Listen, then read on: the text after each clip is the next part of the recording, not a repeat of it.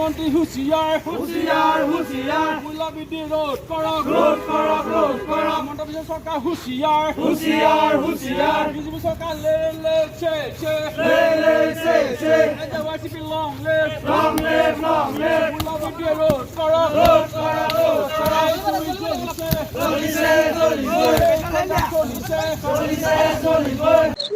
আমি আজি অসম জাতীয়তাবাদী যুৱ ছাত্ৰ পৰিষদ ধেমাজি জিলা সমিতিয়ে প্ৰতিখন আঞ্চলিক সমিতি আমি আজি এই প্ৰতিবাদী কাৰ্যসূচী আমাৰ মূল্যবৃদ্ধিৰ ওপৰত প্ৰতিবাদী কাৰ্যসূচী আমি ৰূপায়ণ কৰিছোঁ।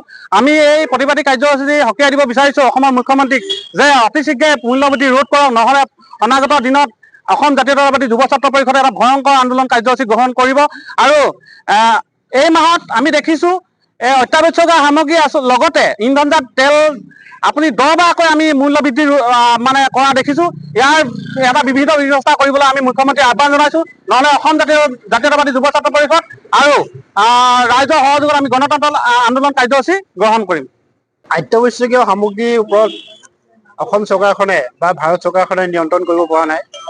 আমি দেখিবলৈ পালোঁ সাধাৰণ জনসাধাৰণ ইয়াৰ ওপৰত প্ৰভাৱ পৰিছে।